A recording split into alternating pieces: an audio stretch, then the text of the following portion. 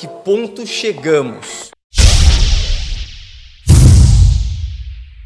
A legislação penal brasileira define o golpe de Estado como a deposição do governo legitimamente constituído por meio de violência ou grave ameaça.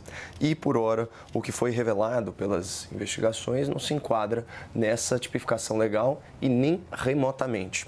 Na reunião de 5 de julho de 2022, que segundo alguns aí tratava de uma trama golpista, o ex-presidente se manifestou explicitamente contra o uso ilegal da força e a ruptura institucional. Então, aspas aqui para o senhor Jair Bolsonaro. Ninguém quer virar mesa, ninguém quer dar o golpe. Não é providência de força, não. Não é dar tiro ou botar a tropa na rua, tocar fogo, metralhar, não é isso.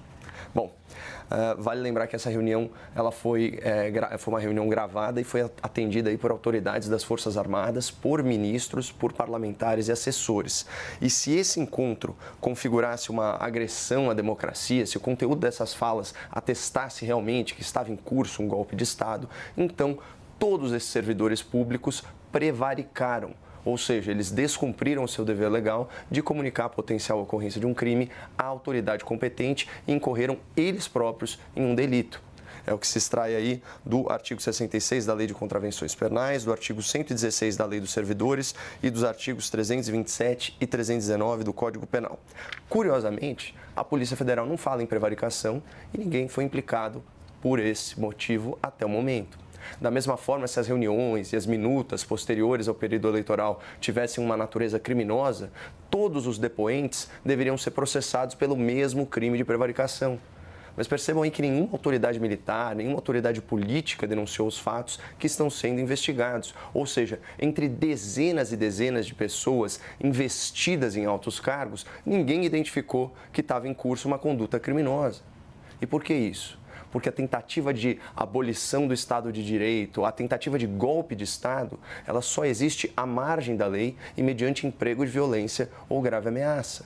O que aparentemente ocorreu, como se extrai do conteúdo da minuta apócrifa e dos depoimentos, foi uma consulta às autoridades militares sobre a utilização de dispositivos constitucionais em reação às supostas ilegalidades no processo eleitoral, principalmente o alegado desrespeito ao princípio da moralidade. Vejam o que disse aqui o ex-comandante do Exército, o Freire Gomes, testemunha-chave dessas investigações. Aspas, ele se recorda de ter participado de reuniões no Palácio da Alvorada após o segundo turno das eleições, em que o então presidente da República, Jair Bolsonaro, apresentou hipóteses de utilização de institutos jurídicos, como a garantia da lei e da ordem, Estado de Defesa e, principalmente, o estado de sítio, em relação ao processo eleitoral. Então, vale lembrar que o estado de sítio pressupõe a oitiva do Conselho de Defesa e do Conselho da República e depende aí da anuência do Congresso Nacional. Ou seja, seria necessário o aval de centenas de representantes eleitos pelo povo.